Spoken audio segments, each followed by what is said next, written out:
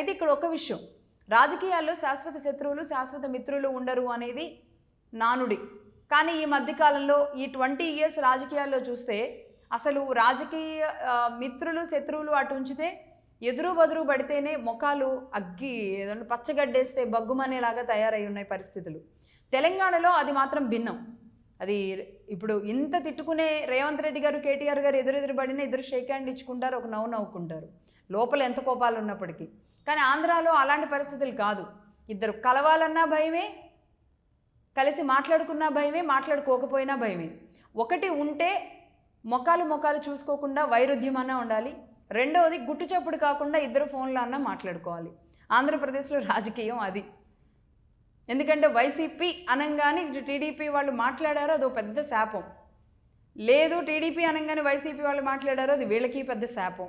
ఇలాంటి సిచ్యువేషన్స్ కూడా ఉన్నాయి ఆంధ్రప్రదేశ్లో. నిజానికి అది ఏ స్థాయిలో ఉంది, ఎవరి స్థాయిలో ఉందో చెప్పలేం. కానీ బట్ ఇక్కడ చంద్రబాబు నాయుడు గారు ఎపిసోడ్కి వస్తే కనుక ఇందులో ముఖ్యమంత్రిగా ఆయనే ఉన్నారు కాబట్టి, బట్ ఈ జరుగుతున్న ఈ పరిస్థితులు అన్నింటిలో ప్రతిరోజు అటు మీడియాలో చూసినా లేదంటే పార్టీ కార్యకర్తలు గాయాలు తిన్న పార్టీ కార్యకర్తలు ఉంటారు కదా, టీడీపీ నాయకులు అరెస్టులు అయ్యి దెబ్బలు తిని నిలబడి గ్రౌండ్లో పనిచేసిన వాళ్ళు ఉంటారు కదా, అలాంటి వాళ్ళ గొంతుల్లో నుంచి వచ్చిన మరి వీళ్ళని ఎప్పుడు అరెస్ట్ చేస్తారు, అదేంటి అసలు వీళ్ళు అరెస్ట్ అన్నారు, రోజా గారు లాంటి వాళ్ళు విచ్చలవిడిగా ఇష్టం వచ్చినట్లు ఎట్లా మాట్లాడారు ఎన్నికల ముందు, ఆ తర్వాత కూడా ఆవిడ నోటికి అసలు ఎందుకు బ్రేక్ లేదు అని అడుగుతున్న వాళ్ళు ఉన్నారు.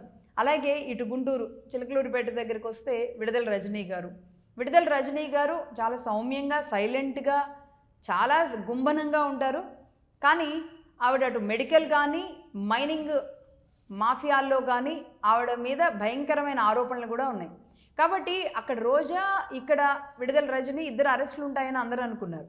కానీ వీళ్ళిద్దరు అరెస్టులు లేవు. విజయసాయిరెడ్డి గారు అరెస్ట్ ఉంటుంది అనుకున్నారు, లేదు. బిగ్ బాస్ అన్న పేరే కూడా ఏదో వచ్చింది, అది లేదు.